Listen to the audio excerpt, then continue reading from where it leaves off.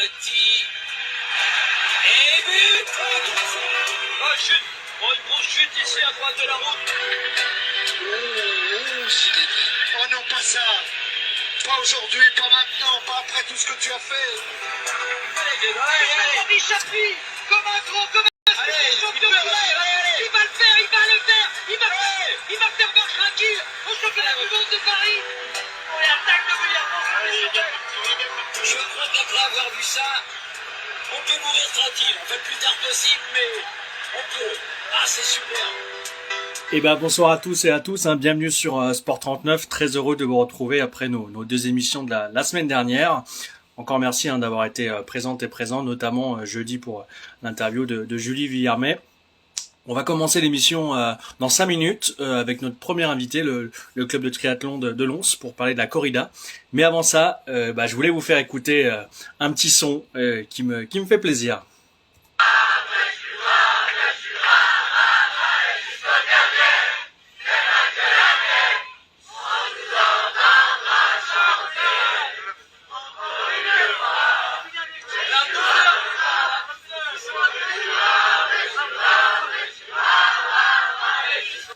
Voilà, Bray-Jura.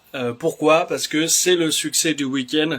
C'était le match à suivre ce week-end, la victoire de Bray-Jura à domicile en Régional 2 face au leader de la poule C, Fauvernais. Un match incroyable, victoire de Bray-Jura 5-4. Alors pour rien vous cacher, j'aurais bien voulu avoir un des joueurs de Bray-Jura, le club. J'avais demandé au club, je n'ai pas forcément eu de réponse. Je voulais avoir Yacine Assacour, le double buteur du match. Les Jurassiens qui menaient d'ailleurs 4-1 à la 32e minute avant de voir Fauvernais revenir à 4 partout, et ils ont marqué le dernier but à la 91e sur penalty par Yacine Assacour. J'aurais bien voulu l'avoir, Yacine, apparemment n'était pas trop chaud pour l'interview. J'espère qu'en tout cas il était plus chaud pour chanter à la fin dans les vestiaires comme on l'a entendu. Mais en tout cas, bravo à eux, belle victoire. Ça leur permet de revenir à hauteur des leaders, Fauvernais, donc même nombre de points, 28 points. Avec un but de moins en goal average, donc la fin de saison s'annonce palpitante entre ces deux équipes. Et dans cette même poule, je voulais faire un petit débrief de cette poule C de Régional 2. Belle victoire de Mont-sous-Vaudrey, 4-1 face à Pontarlier C.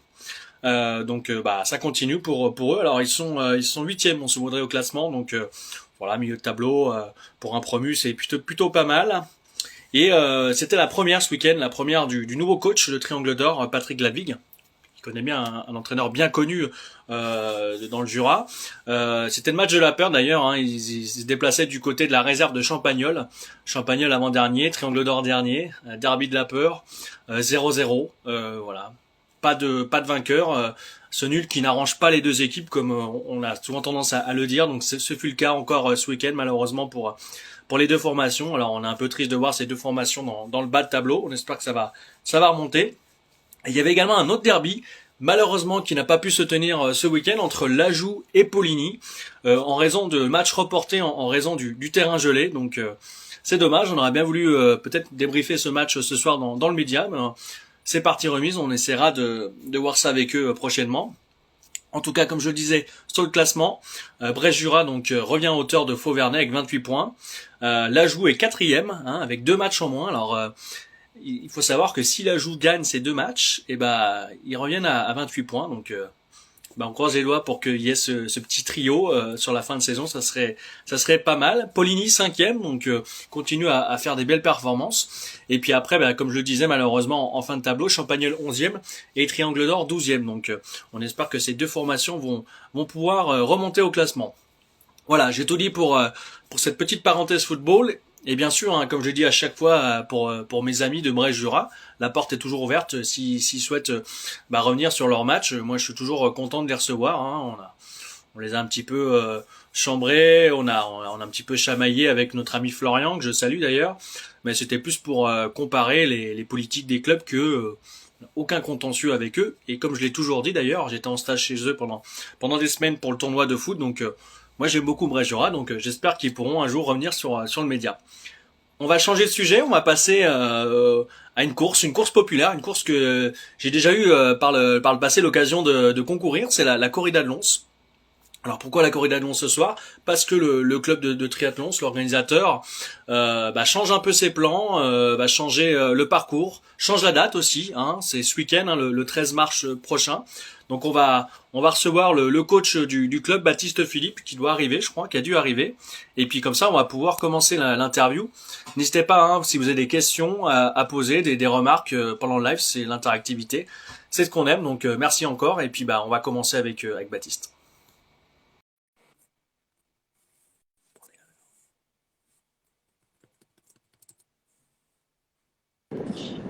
Salut Baptiste. Salut Quentin. Merci d'avoir accepté l'invitation pour parler un petit peu de votre événement du week-end à venir. Alors c'est vrai que c'est un événement qui revient après 2 saisons, je crois, hein, à cause du Covid. C'est un événement, comme je le disais, qui était organisé à la mi-décembre. Pourquoi vous avez changé du coup de calendrier? D'abord, merci à toi de nous laisser parler un petit coup de la corrida de Lons-le-Saunier, qui était appelée corrida du parc Oui. anciennement et qu'on a renommée corrida de Lons-le-Saunier parce qu'on l'a décentralisée au centre-ville.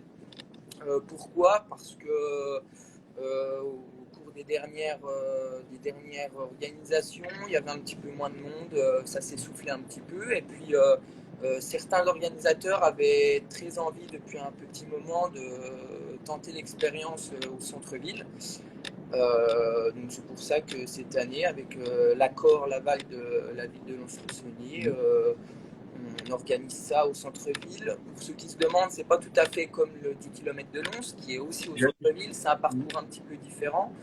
Là, c'est vraiment dans le cœur historique de Lons, les arcades, le théâtre, le puits salé, etc., le musée des Beaux-Arts. Pour ceux qui souhaiteraient retrouver le parcours, il est disponible sur le Facebook du club, Triathlons, et puis il y a un onglet corrida de Lons-le-Saunier. Vous pouvez retrouver le profil du parcours en PDF ou alors en vidéo. On vient de poster ce soir la vidéo du parcours. La date, le changement de date, c'était une date un peu plus propice au mois de mars que celle de décembre? Ouais, et puis il faut aussi essayer. Hein, donc, qui ne tente rien à rien, voilà, un changement complet d'organisation. Et puis c'est vrai que c'est la sortie des crosses FFA, Fédération Française d'Athlétisme.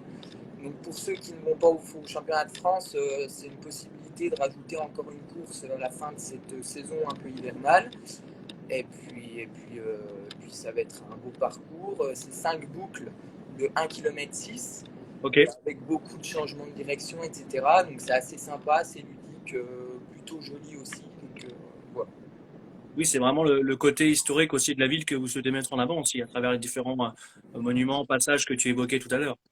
Ouais, côté historique. Et puis ce sera le dimanche matin, donc dimanche qui arrive, le 13 mars, à 10h30. Donc le départ est donné à 10h30. Ça mettra un peu d'animation dans le centre-ville, un petit peu Moribond le dimanche matin. On manque d'événements le dimanche, donc voilà, si ça peut bouger un petit peu la population et puis attirer des coureurs de très bon niveau, de niveau débutant, voilà, c'est pour tout le monde, pour tous les niveaux.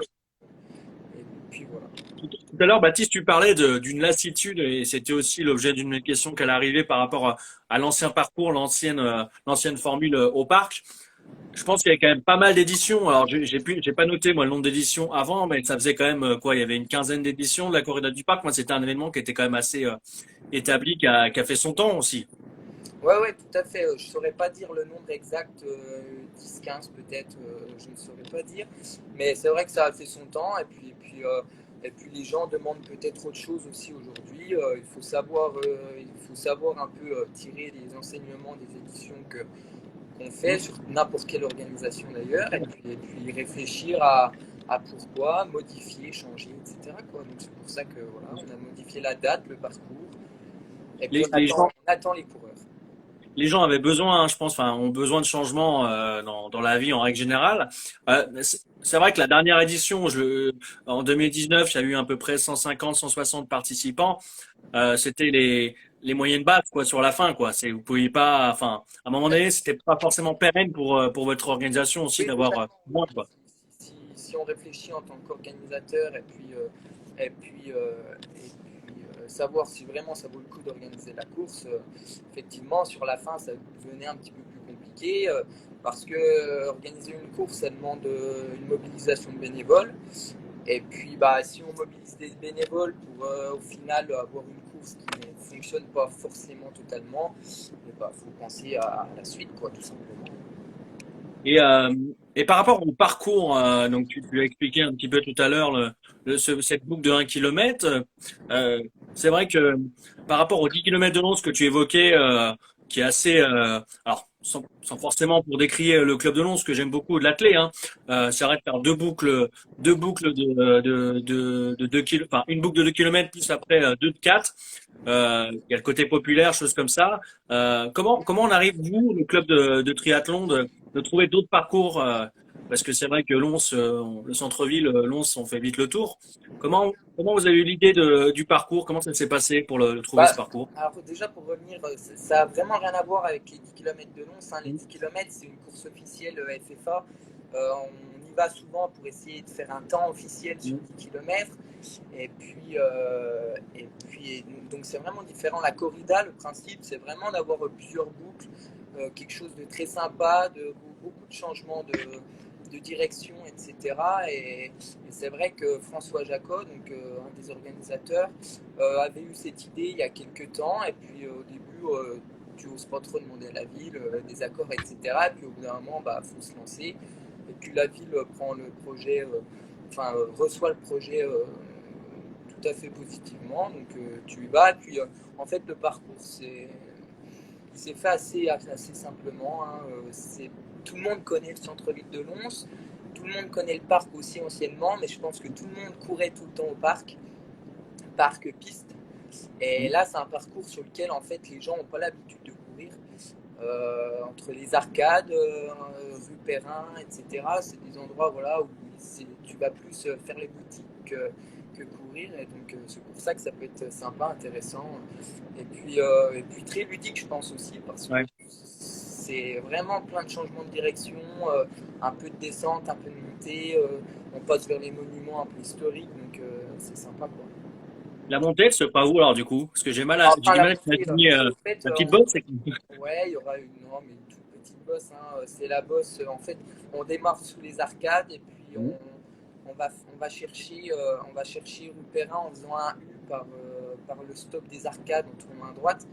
On passe devant le théâtre, on passera devant l'église des Cordeliers, la médiathèque, et puis au bout de la rue de la médiathèque, on tourne à droite pour remonter vers le parking Richebourg.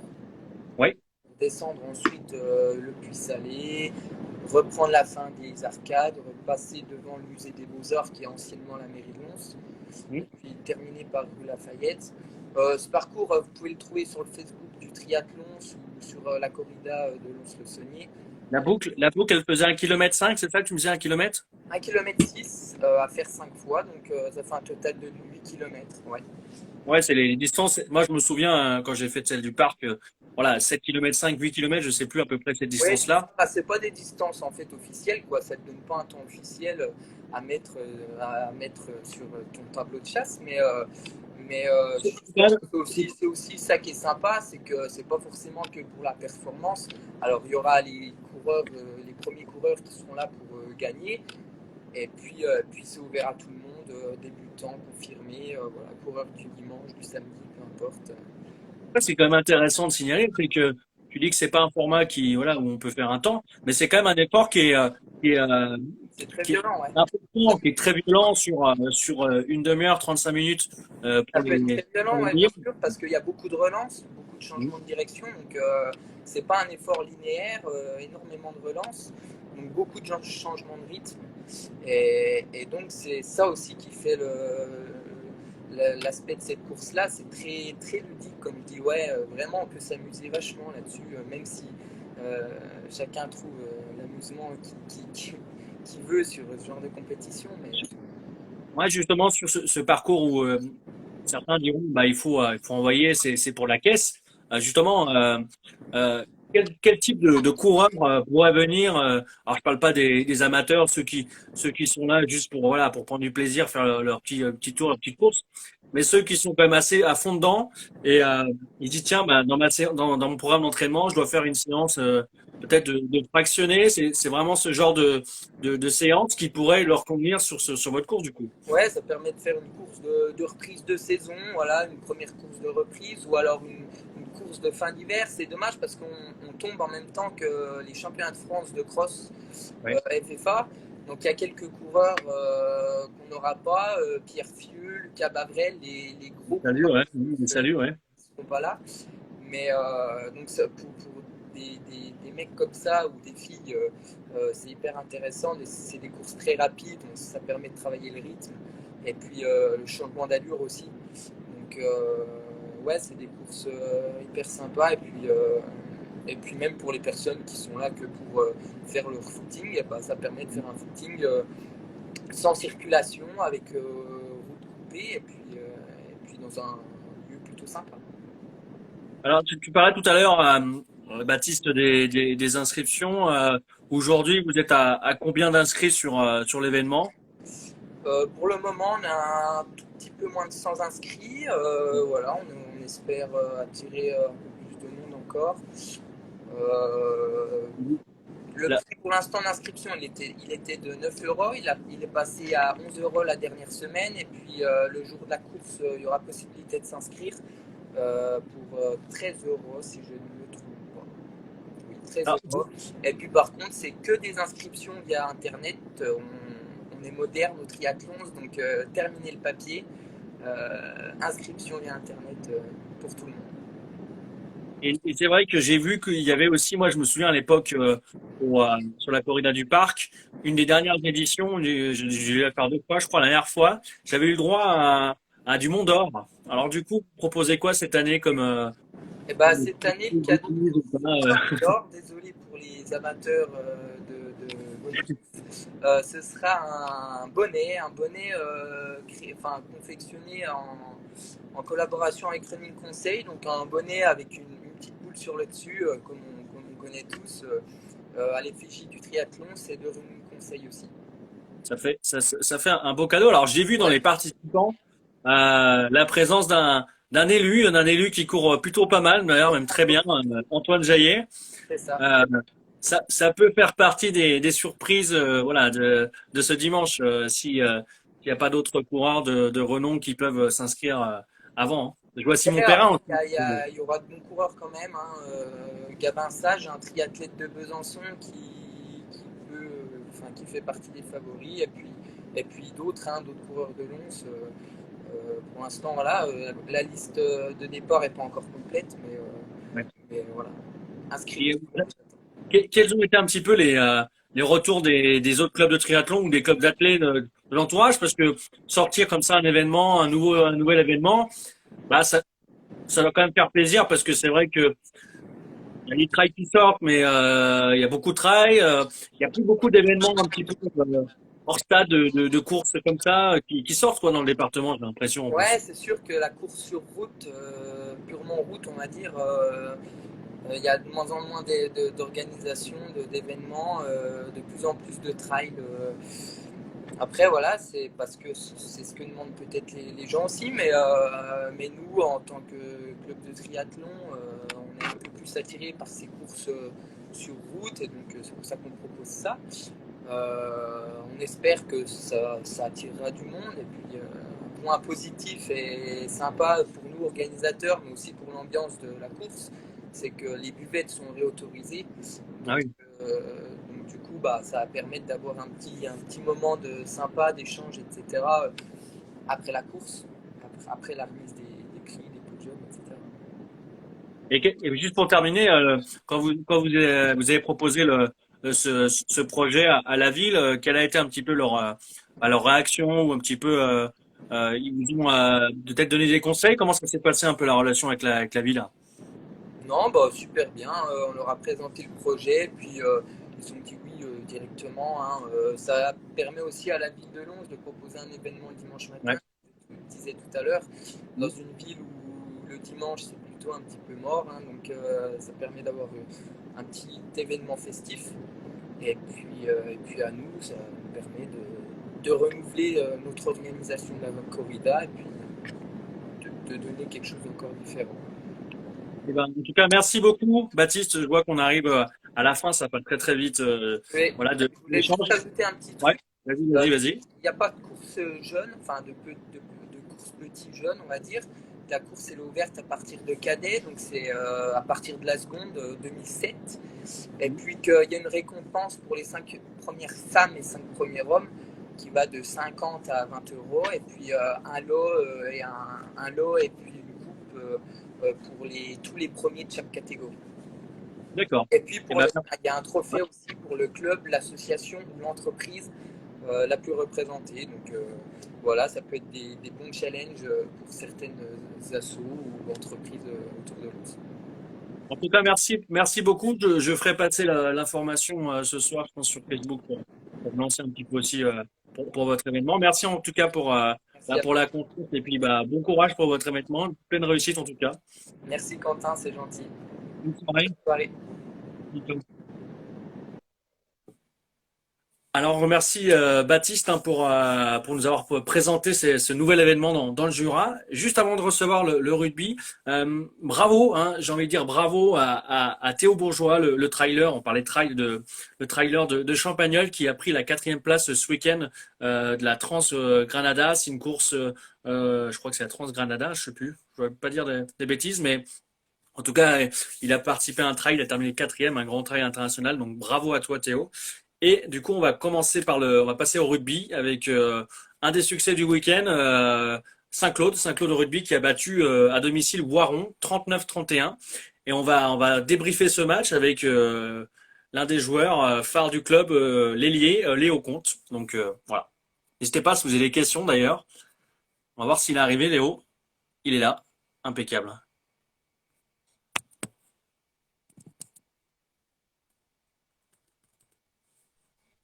Bonsoir Léo. Salut Quentin, bonsoir. Merci d'avoir accepté l'invitation. Alors, en dernière minute, c'est toujours un peu la course le lundi matin. Je suis désolé, mais c'est comme ça. Pour revenir un petit peu sur votre succès d'hier face à Voiron 39-31, est-ce que tu peux te présenter un petit peu ton âge, un petit peu ton parcours sportif et puis ce que tu fais dans la vie? Ouais. Tout d'abord, merci à toi pour l'invitation. C'est très sympa de nous mettre en lumière après cette victoire. On Donc, essaye, on essaye d'alterner entre les clubs Grandol, Saint-Claude, Lons et puis même le ouais, petit club de Lyon aussi. Donc c'est pour ça. on voit plus souvent Grandol et Lons parce qu'ils gagnent plus souvent, c'est plus simple. Donc, moi, c'est Léo Comte, j'ai 26 ans. Je joue ailier au FCC depuis maintenant 8 ans. 8 ans déjà, ça passe. Rugbystiquement, donc j'ai commencé à Pontarlier à l'âge de 12 ans, en moins de 13. J'ai terminé l'école de rugby à Pontarlier. Ensuite, j'ai fait un petit passage à Oyonnax Hum. en cadet. Et suite après au changement de catégorie, etc., j'ai signé à Saint-Claude. Et me voilà 8 ans après, encore ici. Le match ce week-end face à Boiron, c'est vrai que vous restiez quand même je crois que c'était 9, non, je sais plus combien de défaites, mais votre dernier succès remontait, je crois, au mois d'octobre, le 24 octobre face à Messieux. Comment vous Oui. l'avez appris un petit peu ce match? C'était le match de la dernière chance? C'était quoi un petit peu l'état d'esprit? Match de la dernière chance pour le maintien, oui. C'est vrai que Ouais. mathématiquement, je crois que c'était notre dernière chance pour être encore capable de se maintenir au niveau des points. Après, au niveau de l'approche du match, on l'a abordé comme les autres matchs, comme on a l'habitude de le faire. C'est-à-dire sans pression, avec de l'envie, beaucoup d'envie. On s'accroche, on est une équipe accrocheuse, hein, tout le monde nous le dit, même quand on perd, c'est de peu. Hmm. Donc voilà, on a joué avec nos armes et là ça nous a bien réussi cette fois. Alors c'est vrai que apparemment Léo la pépite, hein, on commence les commentaires déjà dithyrambiques sur toi. Et c'est Voilà. vrai que par rapport à cette rencontre, j'ai cru lire que vous avez quand même en plus pas mal d'absents, donc c'est jamais évident de démarrer un match avec pas mal de joueurs un peu cadres absents ou des bons joueurs qui n'étaient pas là, quoi. Oui, bon, c'est vrai qu'il y avait des beaux noms d'absents, pas présents sur la feuille, mais enfin, on va dire les remplaçants au début d'année. on fait le job et ça fait plaisir de voir des jeunes qui poussent et des joueurs motivés surtout qui rentrent sur ce terrain pour tout donner pour ce maillot et c'est plaisant de jouer avec des mecs comme ça. C'est ça un petit peu les mots du coach, hein, Greg Pontarolo, avant le match. Qu'est-ce qu'il vous a dit? Ouais, je demande encore toujours dans le même état d'esprit, quoi, de garder ce qui fait votre force à chaque fois, même si vous gagnez pas beaucoup de matchs, mais comme tu disais tout à l'heure, c'est état d'esprit, quoi. Exactement, ouais, l'état d'esprit, c'est l'une de nos forces. Le collectif, jouer pour le maillot, c'est un petit peu cet esprit montagnard qu'on peut retrouver à Saint-Claude. Et on l'avait pas perdu, mais disons que quand on met un grain de sable dans l'engrenage, et ben, euh, disons qu'on a vite fait de repartir à la dérive. Donc cette victoire, elle fait du bien. Elle fait du bien pour ressouder l'équipe et bien terminer la saison. On a Johan Vivant qu'on avait reçu sur le média que je salue. Interview sans tenue du club, mais je crois que tu l'as, la tenue du club. Alors il dit Ouais, des je bêtises. l'ai, mais Ça fera 2 €. Alors ouais. tu mettras pour la fameuse tenue. Et c'est vrai que cette rencontre a vraiment bien débuté. Où vous mettez d'entrée de jeu sous pression l'adversaire. Il y a votre copain Faussurier qui marque un essai au Mm. bout de 2 minutes. Marini, le buteur, 100% hier, 21 points, je crois, à marquer. Vous menez de 22-8 à la 28e. C'est la première fois cette saison que vous rentrez aussi bien dans un match, vous faites l'écart aussi fort comme ça. Oui, clairement, ouais, je pense, que c'est notre meilleur début de match de la saison. On a plutôt mal commencé nos matchs cette année, où on prenait rapidement, bah, c'était plutôt au contraire, 2, 3 essais d'écart dès le début, et ensuite on revenait dans le match petit à petit. Là, ça a été l'inverse. On a démarré fort. Fauss qui met un essai d'entrée, deuxième minute, sur une belle course en coupe comme on aime.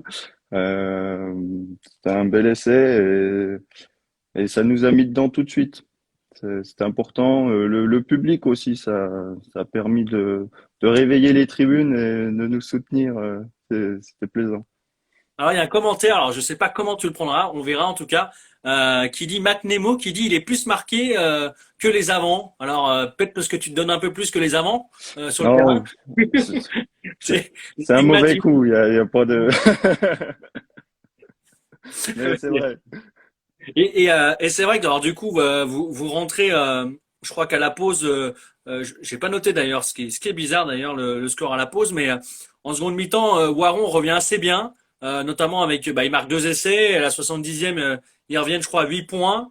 Dans la tête comment ça se passe à ce moment-là parce qu'il y a 36-28, on se dit oula ils sont pas loin, les fantômes vont revenir, comment Ouais, c'est ça. Ouais, ouais, ouais.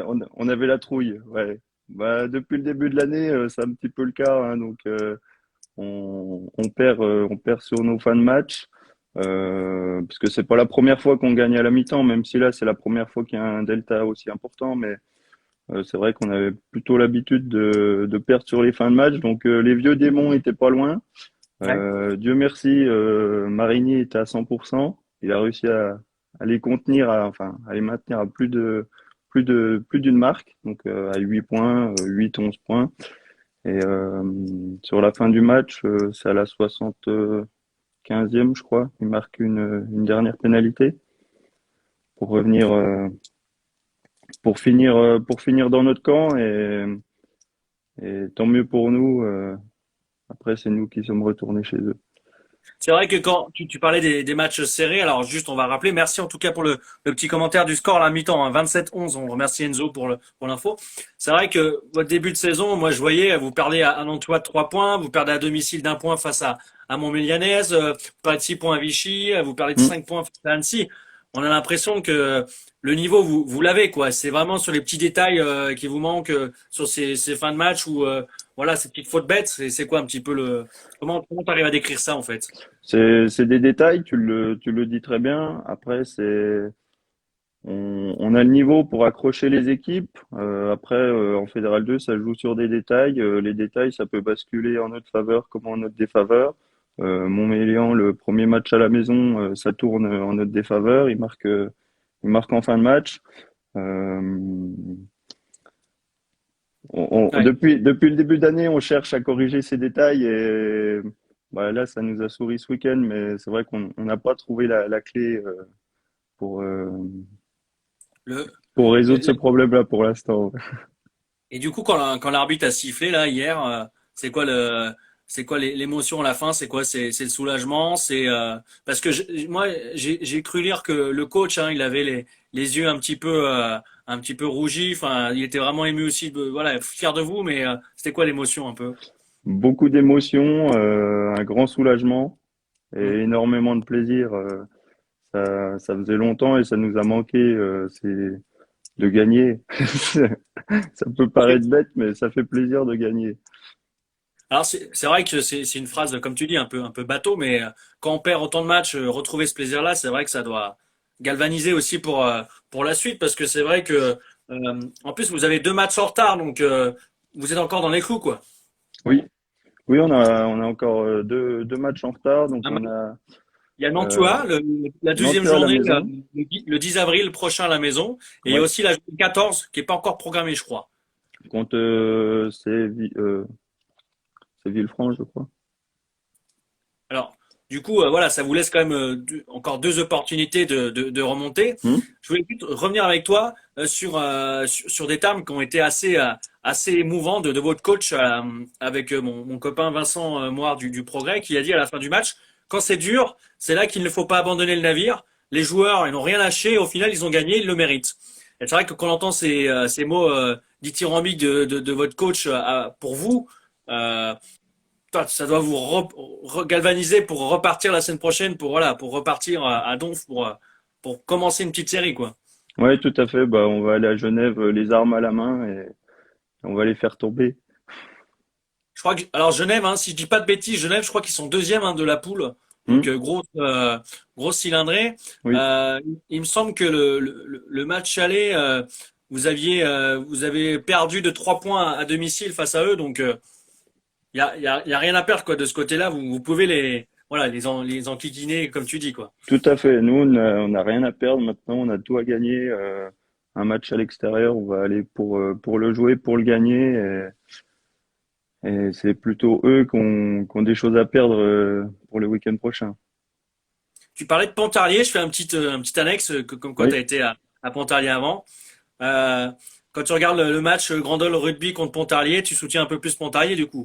Ah, bien sûr. Ah, on parlera d'ailleurs du Grandol après quand on aura fini avec Saint-Claude. Mais on parlait des détails, des petits détails. Est-ce que ça c'est des choses comment on peut travailler les petits détails? Parce que chaque fois, même dans tous les sports, hein, on dit moi je joue à tennis de table, ça se joue sur les détails. On perd un 7-11-9, bah là vous parlez de 3 points.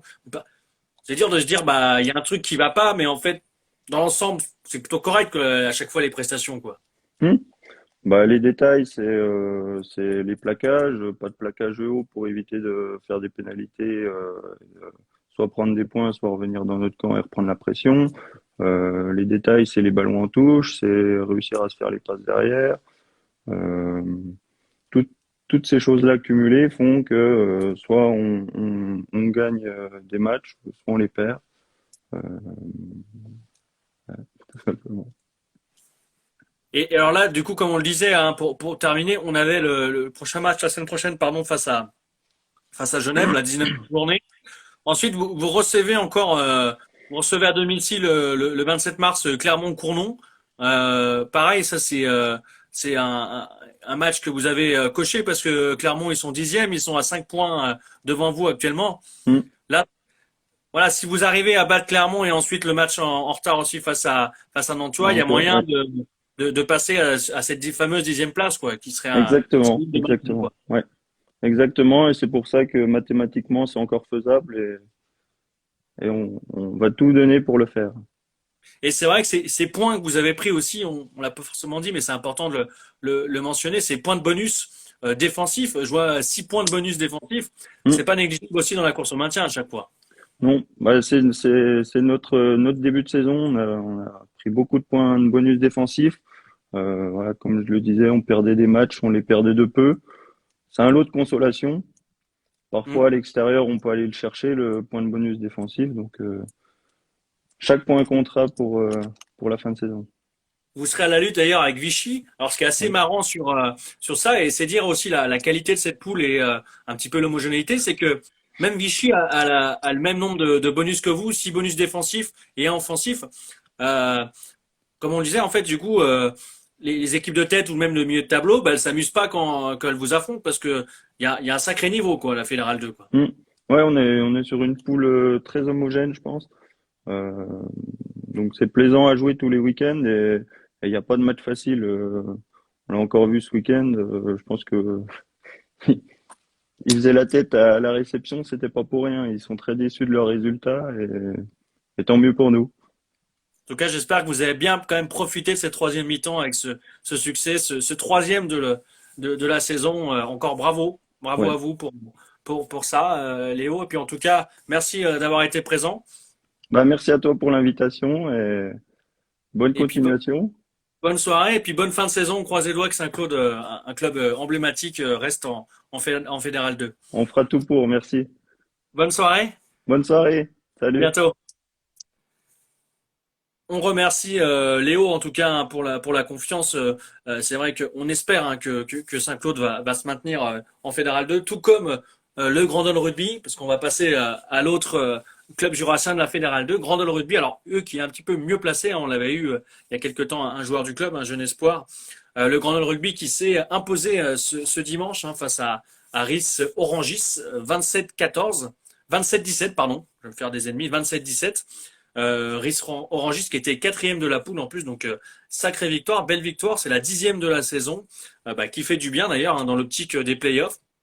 Et il y a eu un joueur qui a un petit peu crevé l'écran ce week-end, c'était le demi de mêlée Jules Bidot, qui a marqué 2 essais. Donc du coup, grâce à cette victoire, Grandol est 6e toujours avec 52 points. Et ils reçoivent de nouveau la semaine prochaine Metz, qui est avant-dernier de la poule, 11e. Et je me souviens qu'à l'aller, Dole avait gagné 32-16. Donc si tout va bien, Dole va pouvoir poursuivre sur sa lancée. Va falloir être sérieux, mais en tout cas, ils ont les armes pour pouvoir poursuivre et essayer de jouer les playoffs, comme ils nous l'avaient dit la dernière fois sur le média. Et pour terminer du rugby de la Fédérale 3, large succès de Lons face à Vesoul, 48-19. Alors en plus, ils menaient 22-0 à la pause, les Doniens, avant de baisser un peu le pied sur la deuxième mi-temps. Le coach, hein, d'ailleurs, François Humblot, qui a dit ils l'ont joué un petit peu facile, ils ont un peu surjoué par moment. Donc peut-être un signe, une petite méfiance, une petite tape pour la suite de la saison, notamment les playoffs, où ils vont devoir être sérieux tout le match, et même l'an prochain s'ils accèdent, et ce que je leur souhaite bien évidemment, à la Fédérale 2. En tout cas, c'est le 13e succès en 14 matchs, et grâce à ça, ça leur permet d'assurer la première place de la poule avant la fin du championnat. Donc maintenant, ils vont pouvoir tourner. Ils ont apparemment aussi des problèmes de riches sur l'effectif, notamment sur les arrières. Donc, plein de bonnes choses pour Lons au rugby. En tout cas, c'est toujours un club qui attire aussi. Donc, voilà, on termine là-dessus pour Lons. Mais en tout cas, plein de bonnes choses pour les playoffs. On va basculer du basket parce qu'il y avait une journée de championnat ce week-end du côté de la Nationale 2 féminine avec le club de Lons. C'est la belle histoire du moment, on va dire, la deuxième victoire consécutive de Lons en Nationale 2 féminine. Après avoir fait tomber le leader Cournon d'Auvergne la semaine dernière, elles sont passées de l'autre côté, c'est-à-dire qu'elles ont affronté la Lanterne Rouge Tullin. Alors elles se sont imposées 62-50. Alors c'est un match qu'elles ont cravaché, ça a été difficile. Elles étaient menées de 4 points à la pause, hein, 31-35. Alors là, il y a un petit réveil bien sûr, un sursaut en deuxième mi-temps, malgré la belle résistance hein, des Iséroises. Mais en tout cas, c'est un deuxième succès d'affilée. Lons est 9e. Ils vont jouer un match important la semaine prochaine du côté de Aix-Venelle qui est 10e au classement. Donc va falloir faire le job pour engranger un troisième succès consécutif. C'est le quatrième succès de la saison à domicile en tout cas pour elle. Donc bravo à vous. J'ai l'impression qu'il y a quelque chose qui est en train de se mettre en place. Donc bravo au staff et puis aux joueuses. En tout cas, une belle dynamique qui se met en place. Donc bravo à vous. Et puis on espère ce succès la semaine prochaine important hein, bien sûr du côté de Aix-Venelle. On a parlé des bonnes nouvelles. Les mauvaises en tout cas, c'est du côté des garçons de Lons. Les mots sont durs hein, du coach Damien Fontaine. Après le revers de sa formation à Gennevilliers, 94-85. On l'avait eu d'ailleurs la semaine dernière, ou il y a 15 jours, je crois, le coach Damien, parce qu'avec les U18, mais Là, il a été dur. Il a dit, tous ensemble, on forme une équipe moyenne. Les joueurs, le staff, tout le monde est moyen. Alors c'est vrai que j'avoue que c'est rare que j'entende ce genre de propos maintenant d'un coach hein, qui est plutôt là pour protéger ses joueurs, un petit peu tout le voilà, de consolider, de faire l'union sacrée plutôt que d'avoir ce genre de propos. Ça me fait penser d'ailleurs à Vincent Germain des fois qui pareil qui est un peu dur avec ses joueurs, mais en tout cas c'est rude, mais c'est vrai que Lens a perdu septième défaite en 8 déplacements pour une équipe qui voulait jouer le haut de tableau. Alors c'est vrai que ça fait beaucoup. Euh, et c'est vraiment contradictoire avec ce qu'ils nous proposent à domicile où ils sont à 9 victoires sur 10 matchs. Alors quel est le problème? On ne sait pas. Des éléments de réponse, peut-être que le coach peut nous en apporter. En tout cas, il a dit hein, que le collectif n'est pas là, quoi. Il faut se souder à l'extérieur. Euh, en espérant que les individualités se forment, se créent, se confondent au terme d'un collectif, parce que le mois de mars sera décisif avec 4 déplacements. Alors déjà, ça commence mal avec ce revers. En tout cas, dans les moments clés, comme il dit, le coach, l'équipe n'est pas au rendez-vous. Donc c'est dur à entendre, c'est dur à peut-être à lire pour les joueurs, je pense, en début de semaine. On espère que Lens va remonter, hein, va peut-être à sa place dans les 3 premiers pour la fin de la saison. En tout cas, à l'heure actuelle, Lens est huitième, donc loin des objectifs annoncés en début de saison. On va passer à la Nationale 3, dans la poule K. On va débuter par le match que j'ai suivi samedi soir hein, pour le journal Le Progrès. C'était Poligny qui était en déplacement du côté de Schaffersheim, alors qui était 9e, je crois, de la poule. Poligny 3e.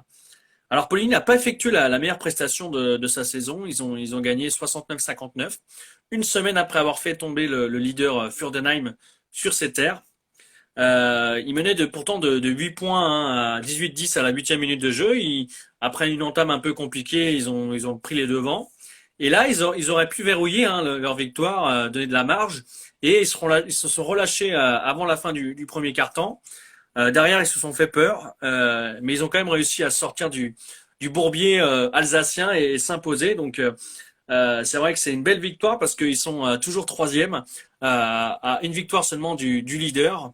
Et ils vont aller ils vont recevoir un match très très important la semaine prochaine. Ils vont recevoir Mulhouse Fastnacht pour un match qui va être un choc hein, entre le deuxième Mulhouse Fastnacht et Poligny qui est troisième. Dans cette même poule, bien sûr, Salins qui est quatrième, Salins qui a misé sur sa jeunesse, et ça marche d'ailleurs, hein, face à Lanterne Rouge d'Essenheim. Victoire 95-77. On peut quand même féliciter d'ailleurs les 20 points du jeune Pierre-Antoine Roche. Donc ça, c'est vraiment important pour un jeune de débuter comme ça en National 3, d'inscrire 20 points. Donc c'est de bon augure pour la suite. En tout cas, il y a aussi des autres jeunes qu'on veut évoluer, hein, les jeunes Grosso et Cretin Chauvin, ils ont aussi pu jouer quelques minutes, donc bravo à eux. Du coup, là, le match Poligny la semaine prochaine, ça va être un sacré match. Et Salins reste toujours quatrième, du coup, à 2 victoires d'écart, je crois. Donc, ils sont un peu décrochés pour jouer le podium. Mais en tout cas, s'il y a un faux pas devant, ils seront à l'affût, en tout cas, pour avoir le podium. En tout cas, la dernière poule de National 3, troisième victoire et encore bravo pour Montmoreau, les Catarus, qui ont disposé de Caluire 85-73 malgré une première mi-temps qui n'était pas au niveau, selon notre ami Vincent Moire et aussi le coach, je pense. 38-44. Je pense que les mots du coach, hein, Alexis Beauchamp, là, à la mi-temps, ont réveillé une équipe qui est revenue avec de meilleures intentions, mort de faim sur chaque ballon. Alors c'est un précieux succès, hein, pour rien vous cacher, qui leur permet d'équilibrer leur bilan en 18 matchs et se donner de l'air bien sûr au classement sur la zone de relégation. Donc ils sont 7e au classement. Et franchement, pour rien vous cacher, je n'irais pas penser il y a quelques semaines parce que quand on voyait les défaites qui s'accumulaient, la spirale négative, voilà. En tout cas, ça fait plaisir de voir que Montmoreau relève la tête et évolue à un niveau auquel ils auraient dû évoluer toute la saison. Mais bon, comme on le dit, le sport est fait de haut et de bas, donc du coup ça arrive que des fois ça marche pas. Et on va terminer cette émission par du handball. D'ailleurs, je m'en excuse, la semaine dernière c'était moyen les petits résumés de hand, j'avais pas trop travaillé, mais en tout cas cette semaine j'ai bossé, William. Et on va commencer par la Nationale 3 féminine avec les filles de la convention d'Olchaussinn. Alors les filles, elles ont fait un match en retard cette semaine face à Varrois, milieu de semaine, mercredi je crois. Elles ont gagné 38-25. C'était le match en retard de la 14e journée. Et ce week-end, elles étaient en déplacement difficile hein, chez les leaders incontestables, incontestés du championnat, Mèche, la convention Mèche-Morteau. C'était la journée 16 du coup. Un revers 41-23, assez logique. C'est vrai que j'ai obtenu la réaction d'une joueuse de la convention hein, qui m'a indiqué que bah, en face c'était très costaud, leur victoire était méritée. Margot Chaillot, l'arrière. Donc c'est vrai que c'était logique, mais je crois que c'est leur plus lourd revers de la saison pour Dolchossin. Donc on espère qu'elles vont réagir dès la semaine prochaine. Match difficile également pour l'autre Jurassien, l'autre club jurassien engagé, Lons, qui était du côté d'Arnay-le-Duc en déplacement. Alors ce qui était assez bizarre, c'est que elles n'ont pas eu beaucoup de temps pour s'échauffer parce elles sont arrivées un petit peu en retard à cause de la circulation sur la route, je crois, sur l'autoroute. Donc du coup l'entame de match a été compliquée. Je crois qu'il y avait 10-10 à la pause, mais elles ont pu quand même compter sur une joueuse qui a sonné un petit peu la révolte, Aurore Barcon, avec 3 buts au retour des vestiaires. Alors elles se sont imposées 27-22, donc bah, belle réaction en tout cas des Lédoniennes. Alors il me semble hein, qu'elles avaient fait un petit symbole 0, je crois, à l'issue de leur match sur la photo du club, comme quoi elles ont été 0 sur le match. Ça reste une victoire, il faut les prendre ces victoires même si c'est pas beau. 27-22, plus 5. Lons reste deuxième en tout cas au classement, Dauphin de Mèche-Morteau et Dolchossin est septième. On va finir avec la pré-nationale, je vois que le temps passe. On va finir avec la pré-nationale avec 2 revers ce week-end et un revers qui fait mal à voir, c'est celui de Lons. Il y a urgence, j'ai envie de dire. C'est un moment difficile pour le club hein, qui a été pas assez bon en attaque selon leur coach, hein, Soufiane Saïdi. Défaite à Morteau, 24-17. Je salue William d'ailleurs. 24-17, défaite à Morteau. C'est assez difficile à voir. C'est vrai que quand on regarde la spirale de Lons, la dernière victoire remonte au 9 octobre face à Châlons, 28-27. Depuis, c'est 9 défaites de rang. Alors une réaction attendue hein, la semaine prochaine face à Chenauve. Mais va falloir être bon devant, va falloir être bon derrière, va falloir être bon partout pour Lons. Ce serait les coudes, peut-être, travailler un peu plus, je sais pas. S'ils s'entraînent assez, j'en sais rien. Mais en tout cas, on espère que ça va remonter parce qu'ils sont derniers de la poule. Donc très honnêtement, ça me ferait mal au cœur de voir ce club de Lons redescendre. Alors qu'ils ont joué ils avaient l'ascenseur pendant des années entre la pré-nationale et la nationale 3. Alors peut-être la génération d'être pas au niveau, j'en sais rien. Mais en tout cas, moi, ça me ferait mal de les voir en tout cas redescendre. Et du côté de la convention Dolchossin, pour terminer, eh ben, malgré leur défaite hein, du côté du Franois, 31-24, ils ont fait une belle prestation quand même les Nord-Jurassiens parce qu'ils ont longtemps mené la vie dure aux doublistes. Ils menaient même de 5 buts hein, à la 26e, 15-10. Alors ils ont un petit peu craqué en seconde mi-temps, notamment en début avec une infériorité numérique hein, où les locaux sont recollés à 8 minutes après la reprise, il y avait 17-17. Ils ont quand même réussi à tenir quand même Dolchossin et puis ils ont craqué un peu sur le dernier quart d'heure. Alors des fois c'est le problème aussi de rotation. Mais en tout cas, bravo quand même à eux malgré la défaite. Donc ils sont 7e au classement et Lons, comme je le disais, 12e. Donc on espère que ça va repartir parce que vraiment moi ça m'embête de les voir à ce niveau-là. Et puis alors je dis ça pour Lons, mais j'aurais pu dire ça pour tous les autres clubs hein, qui sont en difficulté, comme on le disait tout à l'heure, Champagnole et comment être Triangle d'Or au foot. Donc on souhaite voir le sport jurassien en haut de l'affiche. Donc c'est pour ça que on veut que des victoires tous les week-ends. Voilà, j'ai tout dit. Merci à vous d'avoir suivi ce petit brief des autres sports. Je vous donne rendez-vous peut-être la semaine prochaine, je sais pas. On verra ce que l'avenir, la paternité nous réserve ou pas, si ça arrive dans la semaine ou pas. Si j'aurai le temps la semaine prochaine de vous faire une émission. En tout cas, merci à William pour ce petit commentaire. Merci à vous d'avoir participé au live. Vous pourrez le retrouver comme d'habitude hein, dès ce soir sur Instagram, sur YouTube. Ce sera mis en ligne dans la foulée. Merci pour la confiance et puis bonne soirée. Et puis